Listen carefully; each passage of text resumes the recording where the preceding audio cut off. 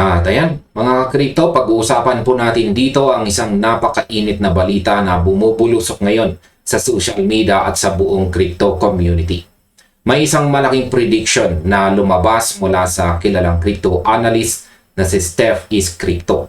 At sinasabi niyang si XRP ay nasa bingit ng paglikha ng isang bagong alon o wave ng mga milyonaryo sa loob lamang ng susunod na 2 hanggang 3 buwan. 2 to 3 months. Isa pong napakalaking pahayag ito, lalo na ngayong napakaraming nag-aabang kung ano ba talaga ang susunod na mangyayari sa galaw ng market. Sa kanyang post sa X, hayagan po niyang ibinahagi ang kanyang pananaw kasama ang mga comparative charts na nagpapakita ng pagkakatulad ng kasalukuyang market structure natin ngayon pong 2026 kumpara noong malakas na rally ng 2024. Kaya sa video na ito ay pag-uusapan po natin ng malalim ang balitang ito, ang mga pananaw ng analyst, ang mga katanungan ng community tungkol sa Clarity Act at ang mga opines natin sa bawat importanteng detalye ng hindi po natin kinakailangang dumaan pa sa anumang komplikadong mga technical analysis terms. Kaya tutok lang tayo dahil siguradong marami po tayong matututunan sa video na ito. Ayan, magiging milyonaryo ba ang lahat sa loob ng 2 to 3 months? Ayon po kay Steph is Crypto dito, ang kasalukuyang kilos ng market ni XRP ay nagpapakita ng isang pamilyar na senaryo na posibleng magdala sa asset patungo sa mas mataas na antas sa loob ng maikling panahon. Ang kanyang prediction ay nakabase po sa visual comparison ng dalawang magkaibang taon.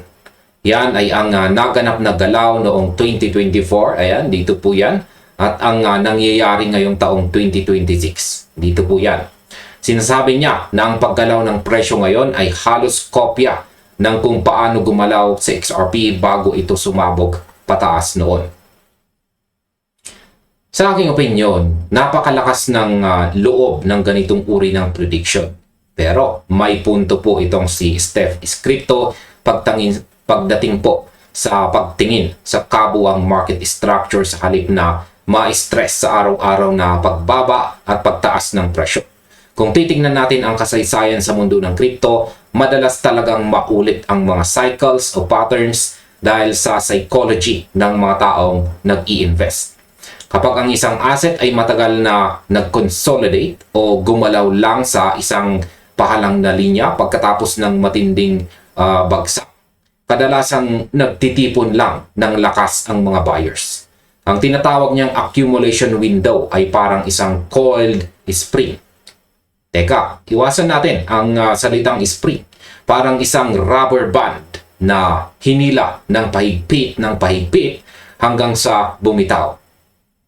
Kung totoo ngang sinusundan nito ang blueprint ng taong 2024, yan, ang 2 hanggang 3 buwang timeline ay isang napakaikiling paghihintay para sa isang posibleng malaking pagbabago sa portfolio ng sinuman. Ngayon, ay ano ba ang ipinapakita ng side-by-side charts comparison dito?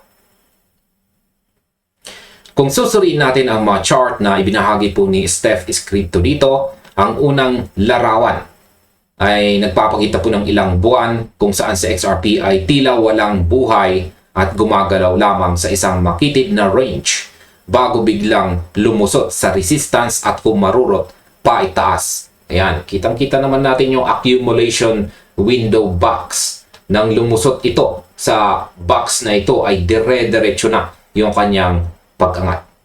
Ayan, dito naman, yan po yung 2024. Dito naman tayo sa 2026. Ito ang ikalawang larawan na nagpapakita ng kasalukuyang sitwasyon natin ngayon, kung saan sa XRP ay nasa loob din ng katulad na trading range o accumulation window na box. Yan. Matapos bumaba po ito mula sa nakaraang mataas na presyo nito. Kaya galing dito nasa ibaba. Ayan. Ngayon ay makikita natin dito ang dotted projection line. Ito po yan na patak-paakyat. Yan po ang naglalarawan ng inaasahang direksyon kung saan posibleng pumunta si XRP patungo sa target na umaabot po sa bandang $4. Hindi ito nakatutok sa mga maliliit na galaw sa loob ng isang araw, kundi sa mas malaking larawan ng market. At ngayon, sa aking opinion, ang maganda rito ay kung paano niya ipinakita na ang pag-iipon ng mga tao sa market ay sumusunod sa isang predictable human behavior. Sa tingin ko, ang pag-abot po sa $4 ay mukhang napakalayo para sa iba ngayon dahil sa kasalukuyang galaw ng presyo. Pero kapag ang isang asset ay nasa accumulation phase, ganyan talaga ang pakiramdam. Parang walang nangyayari at nababagot ang mga traders. Pero ang totoo, iyon ang panahong tahimik na nagtatrabaho ang mga malalaking tao sa likod ng mga eksena. Ang chart comparison na ito ay nagpapaalala po sa atin na huwag husgahan ang buong libro base lamang sa unang pahina nito. Ang patuloy po na paggalaw sa loob ng isang range ay karaniwang sinyalis na malapit nang matapos ang paghihintay. Ngayon ay bakit po ba nagtatanong ang community tungkol sa Clarity Act at saka price drop? Ayan, syempre hindi lahat ay naniniwala agad o kaya ay naging panatag sa naturang magandang balita. Isa sa mga member ng crypto community na nagngangalang Dapos Papa. Ayan, si Dapos Papa. Siya po ay hayagang nagtanong at nagpahayag ng kanyang pagduda sa timeline na ibinigay. Ayon sa kanyang reaksyon, 2 hanggang 3 buwan ba talaga ang hihintayin habang si XRP ay kasalukuyang bumababa ang trend sa mismong araw na ang Clarity Act ay pinag-uusapan at inaasahang mangyari.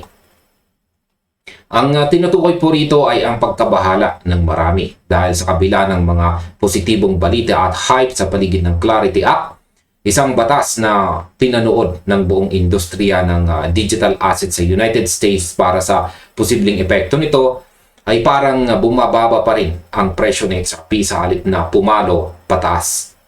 At sa post na ito, hindi na nagbigay ng karagdagang paliwanag ang analyst, kundi hinayaan niyang magsalita ang mismong mga historical charts para sa kanyang pananaw. Ito po ang aking opinion. Napakagaling ng reaksyon ng community member na ito dahil kinakatawan po niya ang nararamdaman ng karaniwang tao sa market. Minsan nakakalito kapag may magandang balita tulad ng Clarity Act pero ang presyo sa screen ay tila baligtad ang ginagawa. Pero sa aking pananaw, dito po madalas nagkatalo ang mga emosyonal na traders at ang mga strategic na nag-iisip. Kadalasan ang market ay kumikilos ng unahan bago pa man tuluyang maramdaman ng publiko ang epekto ng isang malaking batas o balita. Ang pagbaba o pag-antala ng galaw kahit may hype ay isang classical na taktikang nagpapakilig sa mga nagbebenta ng maaga habang ang iba ay tahimik na namimili. Normal lang ang magduda pero ang pagtingin sa mas malawak na konteksto ang nagliligtas sa atin sa maling desisyon. Ngayon ay paano ba natin dapat tingnan ang kasalukuyang market phase na ito? Yan, si Steph is Crypto ay naniniwala ng susunod na 2 hanggang 3 buwan ay magiging napakahalaga para kay XRP. Kahit pa may mga alinlangan ang ilang tao at may mga tanong tungkol sa kung susundin ba talaga nito ng eksakto ang landas ng 2024, ang pundasyon ng kanyang prediction ay nakasalig sa kondisyon ng kasalukuyang consolidation phase. Para sa kanya, ang mga panahong ito ang naghahanda sa asset para sa susunod na malaking kabanata nito. At ayan, sa kabuuan, ang pinakamahalagang aral na makukuha natin mula sa prediction nito ay ang kahalagahan ng pagiging kalmado sa gitna ng kawalan ng katiyakan. Ang crypto ay hindi para sa mga madaling mataranta tuwing nakakakita ng sideways o pababang galaw. Ang paniniwala ng kasalukuyang pag-iipon ay maaaring magbunga ng magandang resulta sa hinaharap ay nagbibigay po sa atin ng rason para maging alerto pero hindi natatakot. Hindi natin kontrolado kung kailan eksaktong sasabog ang presyo. pero kontrolado natin kung paano natin haharapin ang proseso ng paghihintay. Kaya manatiling bukas ang isip, laging pag-aralan ang mga balita ng may malawak na pag-unawa at tandaan ng bawat malaking yugto ay nagsisimula sa isang tahimik na simula. At hanggang dito na lamang po tayo sa video na ito mga ka-crypto. Maraming salamat sa inyong panonood. Maaaring panoorin na rin po ninyo sunod ang recommended video natin dito.